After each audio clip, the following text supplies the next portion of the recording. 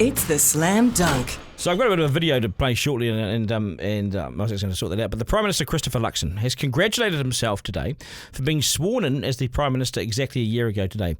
He goes through his achievements, and he's put this video up on LinkedIn. See, I'm so social media savvy now, so on LinkedIn I saw this.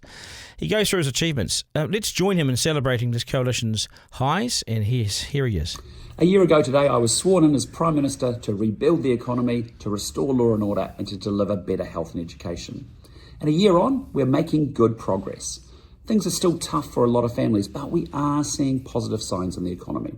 Inflation is down to 2.2%, wages are growing faster than inflation, and we have delivered hardworking Kiwis tax relief for the first time in 14 years.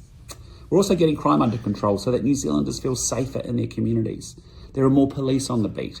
We've banned gang patches and ram raids are down 60%. We've invested $604 million in Pharmac to deliver up to 26 new cancer treatments and invested $16.7 billion into the healthcare system. We're also ensuring that your children are getting the best possible education by introducing an hour of reading, an hour of writing and an hour of maths a day and banning cell phones in our schools. There's still so much more to do, but 1 year in, National's plan to get New Zealand back on track is working.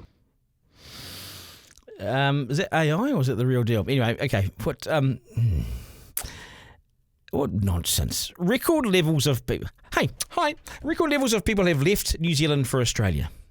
Unemployment has risen during Luxon's time in office to now 4.8%. It is expected to go higher to 5.2%. More people are on benefits now than when he took office. Our NCEA education system is regarded as a joke and it needs replacing, and that was news out yesterday. Our health system is widely seen as broken. Dunedin needs a hospital when they're not going to build it. We have a hiring freeze on to save money, so nurses and doctors aren't being hired, and 7,000 people have lost their jobs across the public service.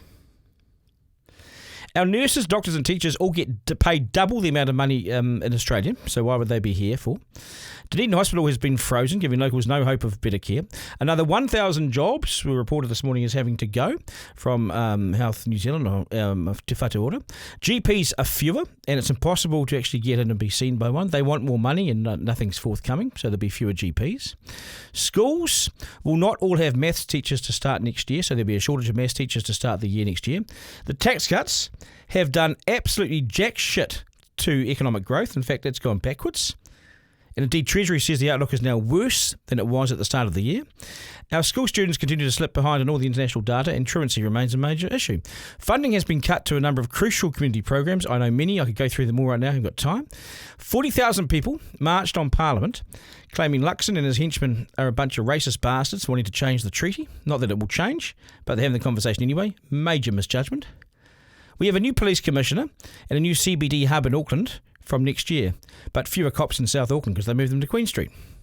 The old commissioner is kept on $700,000 and a job for life. And his view that we now all feel safer is total garbage. I don't. I don't feel safe at night in Auckland. The gang patch ban has not yet brought down crime, and it won't. It's a nonsense to suggest it will. It's window dressing. Interest rates are falling faster because there's no life in the economy, and it's dead. Serious criminals continue to get discounts and not sent to jail. More 501s, more gang members in New Zealand now than when he took office. And he's personally sold property and made hundreds of thousands of dollars tax-free, while cleaners go to work in South Auckland and get taxed on every dollar. And they own no houses and never will. We've had record high power prices, which have seen people lose their jobs. Mills have closed. Factories have closed. We've failed to secure a free trade deal with India, which we really need. And he kept on a minister who called a worker a loser for staying late working. And he watched as the media disintegrated and offered no solutions. His minister was so useless, he sacked her for being even more useless than he is. He paid back $13,000 of a $50,000 housing allowance he claimed for living in his own freehold apartment. Poor judgment. Caught out, so he quickly paid it back. And the new cancer drugs, thank you for that investment. Huge investment, well done. They came late and only after he forgot about them in the first budget. Without fresh job cuts, the government won't reach the surplus for a number of years, and $4 billion in job cuts seem to be coming over the next few months. There's nothing yet built under the fast-track law. Maybe some mining's coming and the oil and gas ban's been lifted. The cell phone ban is widely regarded as working. Westlake Boys High School, my school, did it 12 years ago. Australia's banning social media for under 16-year-olds. That's gutsy. We won't have the balls to do that. Congestion in Auckland is worse than ever because immigration settings allowed everybody in rather than the people we needed. And our tourism numbers have not yet returned, and we remain about 30% down on pre-COVID arrivals. And that is my slam dunk. Duncan Garner, live.